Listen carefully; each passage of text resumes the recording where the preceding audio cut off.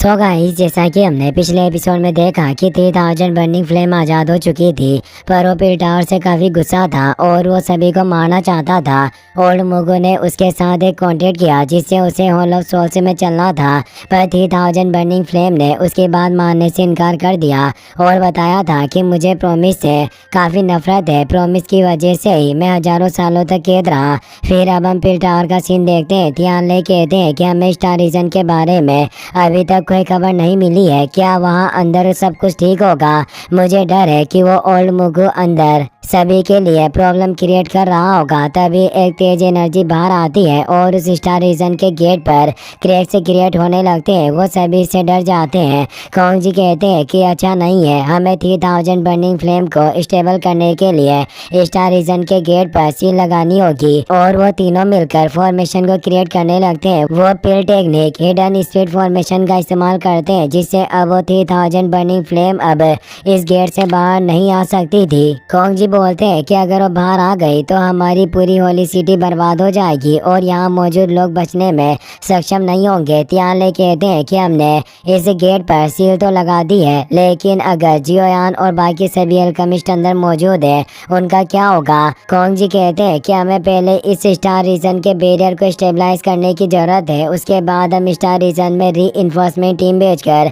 उन्हें बचा सकते हैं। और वो सोचते हैं कि जियोयान और काओयिंग तुम्हें मेरे आने का इंतजार करना होगा। वही वो 3000 बर्निंग फ्लेम तेजी से रोर कर रहा था जिससे जियोयान पर भी तेज प्रेशर पड़ रहा था, पर वो अपनी हेवनली फ्लेम की मदद से उस एनर्जी से बचने लगता है। साथ ही वो बाकी एल्केमिस्ट को भी बचा रहा था। 3000 बर्निंग फ्लेम अब ओल्ड मुगु से काफी गुस्सा हो गया था। वो बोलता है कि तुम लोग काफी लालची हो जो मेरे फायर के ट्रू सोर्स को लेना चाहते हो, इसीलिए तुम मुझे अपने हॉल ऑफ सोल्स में लेकर चलना चाहते हो। इसीलिए अब मैं पहले तुम तीनों को खत्म करूंगा। ओल्ड मुगु के साथ दो और एल्डर थे जिसने उन्हें बेच बदल कर पिल गैदरिंग कंपटीशन में शामिल कर दिया था, जिससे वो यहाँ उसके साथ आ गए थे, जिन्हें जियोयान ने मार दिया था। पर इस मांगा चैप्टर में ऐसा नहीं हुआ। वो दोनों अभी भी जिंदा थे और जब वो 3000 बर्निंग फ्लेम ओल्ड मुगु को मारने के लिए आगे बढ़ रही थी, तब ओल्ड मुगु अपने इविल सोल ट्रांसफर स्किल का इस्तेमाल करके खुद को एक एल्डर से बदल देता है,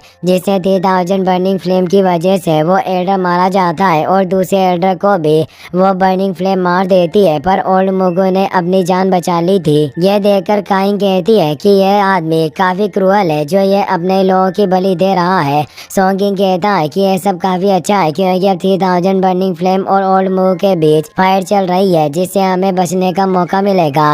एल्डर क्यूलिंग कहते हैं कि ओल्ड मुगु 3000 बर्निंग फ्लेम का मैच नहीं है, वो ज्यादा देर तक उसके सामने नहीं टिक पाएगा। जियोयान बोलता है कि ये हॉल ऑफ सोल्स के साथ इस 3000 बर्निंग फ्लेम को हासिल करना चाहते थे, जिससे ये निश्चित रूप से कोई बैकअप प्लान के साथ यहाँ आए होंगे।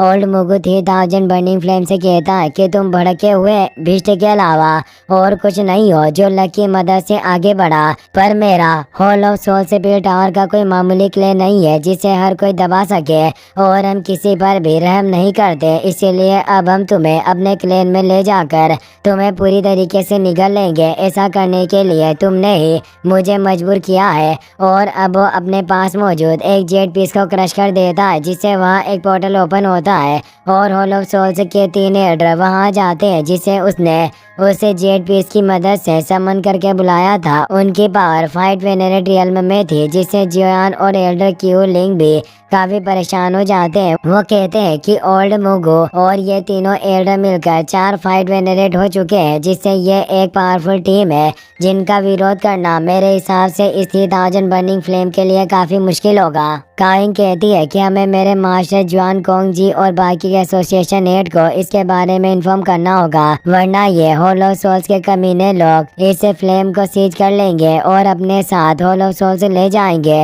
ओल्ड मुगु उन तीनों एल्डर से कहता है कि 3000 बर्निंग फ्लेम जंगली हो चुकी है और इसने अपना वादा नहीं निभाया, इसलिए ऑनरेबल ब्लड प्लीज आप तीनों मेरी मदद करें और इसे पकड़ने में साथ दें। तो ऑनरेबल एल्डर कहते हैं कि मुगु मैंने तुम्हें पहले कहा था कि तुम्हें एक बिस्टे के वादे के रूप में अपना प्लान नहीं बनाना चाहिए। और दूसरा एल्डर भी कहता है कि मूर्ख कि तुम इस 3000 बर्निंग फ्लेम को काबू नहीं कर पाए। हमारा उद्देश्य इस 3000 बर्निंग फ्लेम के ट्रू फायर सोर्स को हासिल करना था। तीसरा एल्डर कहता है कि बकवास की बातें करना बंद करो। अगर वो तीनों एसोसिएशन हेड यहाँ आ गए तो हमारे लिए काफी प्रॉब्लम हो सकती है, इसीलिए हमें जल्दी से इस 3000 बर्निंग फ्लेम से निपटना चाहिए। वो चारों होलो सोल्स के लोग उस 3000 बर्निंग फ्लेम को घेर लेते हैं और 10,000 सोल फॉर्मेशन को एक्टिवेट कर देते हैं। 3000 बर्निंग फ्लेम कहता है कि तुम मेरे सोर्स को हासिल करना चाहते हो, पर अब मैं तुम्हें अपने ट्रू सोर्स की रियल पावर का कोशिश की है। और वो तेजी से अपनी पावर से रोर करके उन पर अटैक करने लगता है, पर अब वो सोल क्लैन एल्डर अपने सप्रेसिंग सोल लॉक को एक्टिवेट कर देते हैं, जिससे वो उसे बेड़ियों में कैद कर लेते हैं। ओल्ड मुगु कहता है कि 3000 बर्निंग फ्लेम में तुम्हें प्यार से अपने क्लैन में लेकर जाना चाहता था, पर तुम खुद ही मरने पर तुले हुए हो। और अब सोल क्लैन ने उस 3000 बर्निंग फ्लेम को पूरी तरीके से पकड़ लिया था।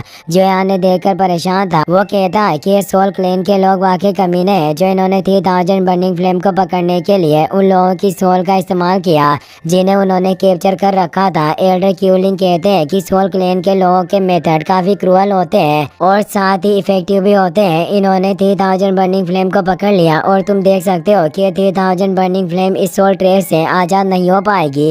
होलो सोल्स के एल्डर 3000 बर्निंग फ्लेम से कहते हैं कि तुम्हारे लिए अच्छा होगा कि तुम अपने फायर के ट्रू सोर्स को हमें सौंप दो। जोयान को 3000 बर्निंग फ्लेम की हालत देखकर काफी गुस्सा आ रहा था। वो कहता है कि ओल्ड फ्रिग मैं तुम्हें जिंदा नहीं छोड़ूंगा और उन पर अटैक करने के लिए जाने लगता है, पर काविंग उसे रोक लेती है और जोयान से कहती है कि तुम्हें लापरवाही से काम नहीं लेना चाहिए, क्योंकि इन होलो सोल्स के लोगों की पावर तुमसे काफी ज्यादा है। अगर तुम इनसे फाइट करोगे तो मारे जाओगे।